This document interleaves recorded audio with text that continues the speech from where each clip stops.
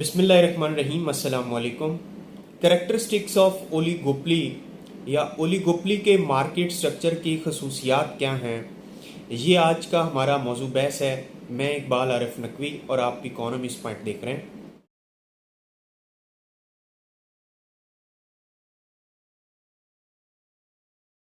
तो हम स्टार्ट करते हैं कि ओलिगोपली के मार्केट स्ट्रक्चर में क्या खसूसियात होती हैं। Number 1, industry dominates by few sellers. जैसा कि इस मार्केट स्ट्रक्चर में 3 से 13 फर्म्स अवेलेबल होती हैं, लेकिन इनमें चंद एक डोमिनेटिंग फर्म्स होती हैं जो पूरी मार्केट को लीड कर रही होती हैं और बाकी फर्म्स उनके पीछे इनिशिएटिंग होती हैं। तो इनमें से चंद एक 2, 3, 4 फर्म्स जो होती हैं वो डोमिनेट कर रही होती हैं। मार्केट का मुकम्मल कंट्रोल उनके पास होता है और उनकी मर्जी से जो चीज़ें हैं वो मार्केट के अंदर सेल होती हैं। Secondly, barriers to entry.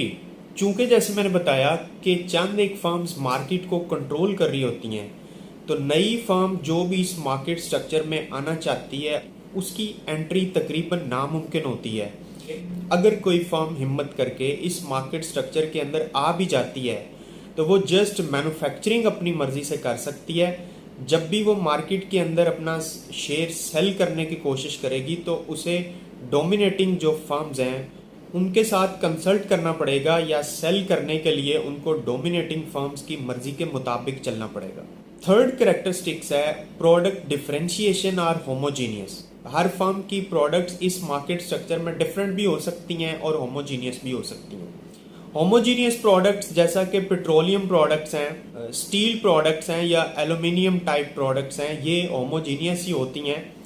लेकिन इसी मार्केट स्ट्रक्चर के अंदर फर्म्स की प्रोडक्ट्स एक दूसरे से डिफरेंट भी हो सकती हैं। जैसे हाउस होल्ड आइटम्स होती हैं जो घरेलू इस्तेमाल में आती हैं, कंप्यूटर्स हैं या ऑटोमोबाइल्स हैं, ये प्रोडक्ट डिफरेंशिएशन की एग्जांपल्स हैं जो ओलिगोपली के मार्केट स्ट्रक्चर के अंदर रहकर प्रोड्यूस की जाती हैं मुख्तलिफ फर्म्स की तरफ से। नंबर 4 पे प्राइस रिजिडिटी। इस मार्केट स्ट्रक्चर में प्राइस बहुत ही रिजिड होती है। फर्म्स चूंकि एक दूसरे की राइवल होती हैं तो उनमें प्राइस वार किसी सिचुएशन होती है। इस तरह कि एक फर्म जो है वो अगर अपनी प्राइस को कम करती है तो दूसरी उसके पीछे प्राइस को कम करती है। लेकिन अगर एक फर्म अपनी प्राइस को ज्यादा करती है तो दूसरी फर्म अब उसके पीछे प्राइस को ज्यादा नहीं करती, बल्कि अपनी चीज के सस्ता होने का बेनिफिट लेके वो मार्केट के अंदर ज्यादा सेल करने की कोशिश करती है और उसका बेनिफिट उठाती है। प्राइसेस जो है हार्डली चेंज होती हैं। कोई भी फर्म अपनी प्राइस को चेंज नहीं करती। अगर प्राइस को चेंज करती भी हैं तो एक दूसरी के साथ कंसल्टेशन के साथ करती हैं। 5वीं खसूसियात है स्ट्रेटजी की।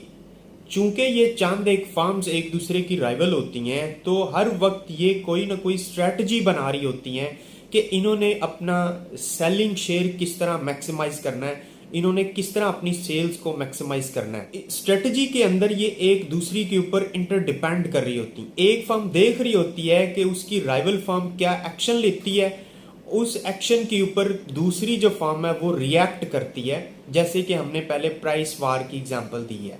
Number 6, interdependence. इंटरडिपेंडेंस की अगर बात करें, अगर एक फर्म जो है वो अपनी सपोज प्राइस चेंज करती है तो उसका इफेक्ट दूसरी फर्म के ऊपर होता है। जैसा कि पहले भी बात की कि एक फर्म अपनी प्राइस को कम करती है तो दूसरी उसके पीछे इनिशिएट करती है और प्राइस को कम करती है।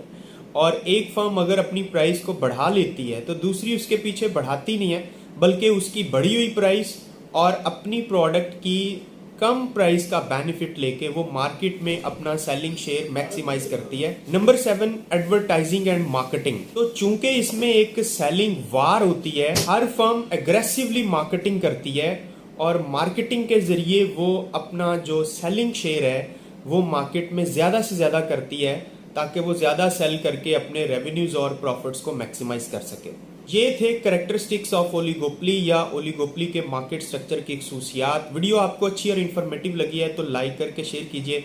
चैनल पर नए हैं, सब्सक्राइब नहीं किया तो चैनल को सब्सक्राइब करके बेल आइकन प्रेस कर दें ताकि आपको आने वाली इस तरह की तमाम इन्फॉर्मेटिव वीडियोस मिलती रहें। अगली वीडियो तक अपना ख्याल रखिएगा। अल्लाह हाफिज। थैंक